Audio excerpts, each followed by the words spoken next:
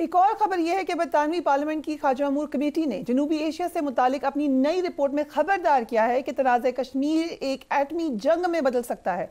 इस रिपोर्ट में भारत की जानिब से मकबूजा कश्मीर में इंसानी हकूक़ की पामाली और खुसूसी आइनी हैसियत ख़त्म करने पर शदीद तशवीश का इजहार किया गया है। रिपोर्ट के मुताबिक अगर पाकिस्तान और भारत ने फौरी मुज़ाकरात शुरू ना किए तो कश्मीर का तनाज़ा जौहरी जंग में बदल सकता है।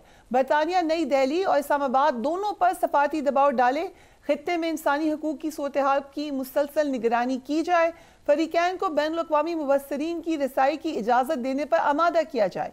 बरतानवी हुकूमत को चाहिए कि वो कश्मीर को मुहाजिरीन की आवाज़ सुने और उनके तहफ़्फ़ुज़ात का एहतराम करे। सो ब्रिगेडियर मसूद, पाकिस्तान की तरफ तो ये बात इम्प्लीमेंट ही नहीं होती। पाकिस्तान ने तो फुल एक्सेस दिया हुआ है हर किस्म के इंटरनेशनल मीडिया आउटलेट को। ये डायरेक्ट भारत को कहा जा रहा है कि जम्मू और कश्मीर में एक्सेस दें आप। यहाँ देखें, मेरे ख्याल में रिसेंट डेवलपमेंट में फर्स्ट टाइम देखें कि इस पाकिस्तान की जो डेमोन्स्ट्रेशन हुई ऑन 10 मई, उसके बाद आप देखें यकलक हम देख रहे हैं एक्सचेंज पूरी दुनिया में है। प्रेसिडेंट ट्रंप का स्पेशली देखें, वो जहाँ जाते हैं पाकिस्तान की बात करते हैं, और स्पेशली जब मिडिल ईस्ट में तो 6 दफा पाकिस्तान का नाम लिया, फॉक्स न्यूज को इंटरव्यू दिया, पाकिस्तान का नाम लिया, और उन्होंने कहा कि देखेंगे कि इंडिया की बड़ी कोशिश रही कि इसमें टेररिज्म वाला कोई फिगर वर्ड दरमियान में आ जाए, वो दरमियान में नहीं लेके आए।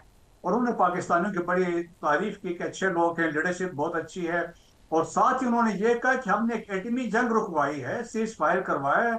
सो ही सेड कि we are ready to mediate between the two countries. तो पहली दफा मीडिएशन भी दरमियान में आया।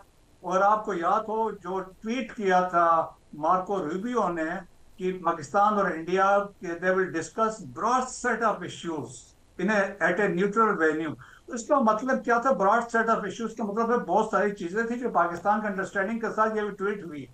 सो दुनिया में अब ये रियलाइज हो रहे कर रहे हैं कि जो कोर इश्यू है in South Asia between Pakistan and India, that is Jammu and Kashmir. 1947 के बाद है मेन स्टेक, उसमें जो रेलेवेंस बनती है वो यूनाइटेड किंगडम की बनती है। दैट्स वाई उनके जो फॉरेन मिनिस्टर थे यहाँ पे आए थे, और यहाँ से बड़े पॉजिटिव एक रिस्पांस पाकिस्तान ने उनको दिया है। तो दैट्स वाई प्रेशर जितना आ रहा है, आप देखें ना कि क्यों उन्होंने डेलीगेशन बना के शशि थरूर के लीडरशिप में भेज रहे हैं इंटरनेशनल कम्युनिटी के पास, क्योंकि उनका नैरेटिव नहीं बिका। नॉट इस इंटरनेशनल कम्युनिटी के किसी कंट्री ने उनको सपोर्ट नहीं किया, इंडोर्स नहीं किया, उनका नैरेटिव नहीं लिया, सवाए अभी कहते हैं कि परवीन सानी ने कहा या किसी और ने कहा कि अफगानिस्तान और इसराइल उनके साथ थे, बाकी कोई नहीं था। तो दैट्स वाई कि दुनिया ने रियलाइज कर लिया है, जो झलक पाकिस्तान ने दिखाई है कि उसके बाद से रियलाइज है कि जब तक इस सेटल नहीं होता है, तो peace and stability in South Asia is link with the solution of Jammu and Kashmir. 18 resolution से ठीक है, यूनाइटेड नेशन जब तक Jammu Kashmir which is the flash point नहीं हल होता तब तक न्यूक्लियर वॉर का खतरा मौजूद है। जनरल मुस्तफ़ा, हमने बड़ी अहम डेवलपमेंट देखी, बीजेपी के एक रुकन का एक्स अकाउंट मुअत्तल हो जाता है। सो बलूचिस्तान में जो प्रोपेगेंडा है, ऑन ग्राउंड भी उनकी प्रेजेंस थी, अब प्रोपेगेंडा भी एक्सपोज हुआ है। कितना इंपॉर्टेंट है पाकिस्तान ये इंटरनेशनली दुनिया को बताए। ख़ास तौर पे हम देख रहे हैं इस वक्त एक फुल मशीनरी जारी है भारत की झूठ की, जिसमें वो कांटेक्ट कर रहे हैं इंटरनेशनल पावर्स को भी कांटेक्ट कर रहे हैं, अपने लोगों को भी नैरेटिव दे रहे हैं। मसलन ये नई बात शुरू की है कि पाकिस्तान को बताया क्यों हमला करने से पहले, जबकि पाकिस्तान कह रहा है कि हमें कोई इंफॉर्मेशन नहीं थी, वी वर रेडी। ये किस किस्म का नैरेटिव है? देखिए, जब वो झूठ के तो कहते हैं ना पाँव नहीं होते, वो कभी एक बात कभी दूसरी से तीसरी बात, अगर आप उनका 22 अप्रैल से लेके आज तक उनके जो बयानात हैं सबको मिलाकर पढ़ें तो समटाइम्स वन वंडर्स के भी यार हम क्यों उनसे इतने ज्यादा इम्प्रेस होते रहे हैं। हमारे जो चंद एक तबके थे, आर्म्ड फोर्सेस अदरवाइज, या हमसे दोस्ती करनी चाहिए, तिजारत करनी चाहिए। मैं I am repeating it time and again because हमारे यहाँ ऐसे एलिमेंट्स मौजूद थे कि बार बार जी उनके पास में जाना चाहिए, वी शुड। हमने कई दफा उनको ऑफर किया, नहीं मान रहे वो लोग, अब हम क्या करें, उसके बाद जाके पाँव पड़ लें उनके।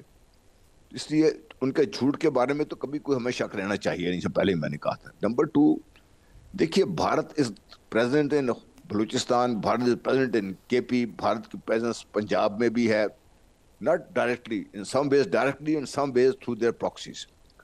वो आपने देखा कि भारत ने अपने आप को बहुत चौधरी समझ लिया था पाकिस्तान में। गुज़श्ता 2-2.5 साल में उन्होंने ये कबूल भी किया था कि 20 पाकिस्तानियों को हमने शहीद किया है। Then they went into Canada and did something there, try to do something in America, उनका जो एक मैग्लोमेनिया है ना, actually that has now become there, क्या कहते हैं, उनके गले का तौक बन के रह गया। जो उनका नैरेटिव था वो खुद गले का तौक बन के रह गया। They don't know how to justify it to themselves. And also आप जब भी कुछ भी काम करते, रैशनलाइज तो करता रहा इंसान, किया मैंने ठीक किया, गलत किया, क्या मसाइल थे, कैसे थे, वो उसको रैशनलाइज करने से कासिर हो गए हुए हैं, क्योंकि उनके पास कोई ऐसी सॉलिड बात नहीं है करने के लिए।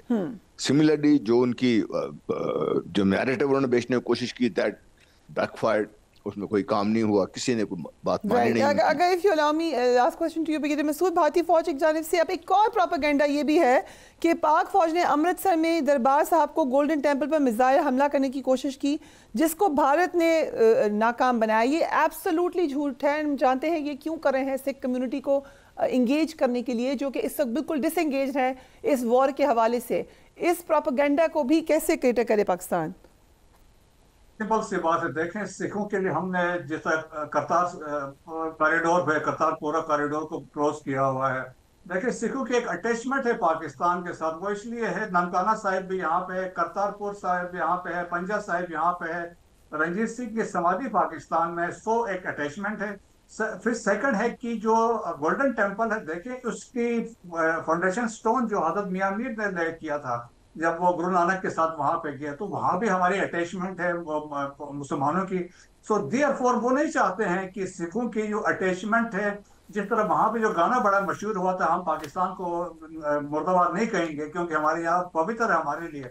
सो अब उनको वो खतरा है। वहां पे देखें, अमृतपाल सिंह आसाम जेल में है, किसान मूवमेंट जो थी फार्मर्स बड़ी स्ट्रांग रही है, वारिस पंजाब दे एक्टिव हैं।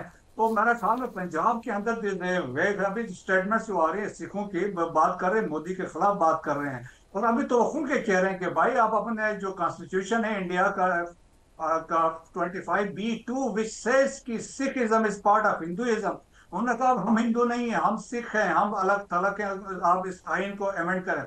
अवेयरनेस अभी वहां पे आ रही, सो खौफ की फजा है इंडिया में। Right, thank you so much gentleman for being on the program. ये आपको दोबारा दिखानी है बरखा दत्त की ट्वीट। अफसोस होता है, और बड़े अरसे से शायद वो इसी किस्म की रिपोर्टिंग चल रही थी, लेकिन पिछले कुछ हफ्तों में बार बार गलत झूठ बोला है उन्होंने। दोबारा जो आज पाकिस्तान ने ऑफिशियली डिनाई कर दिया, पूरी ट्वीट कर दी है कि शाहीन बैलिस्टिक मिसाइल का हमला करने की कोशिश की पाकिस्तान ने, जो कि सरीहन झूठ है। एंड दिस शोज कि जब आपकी भारत की सो कॉल्ड टॉप जर्नलिस्ट इस कदर झूठी ट्वीट्स करेंगी तो पूरी स्टेट मशीनरी ही झूठ पर कायम है। ज़रूर सोचिएगा इस बारे में कि कब तक झूठ बोलेंगे, किस किस को झूठ अपना साबित करने की कोशिश करते रहेंगे। Do take care of yourself. अल्लाह हाफ़िज़।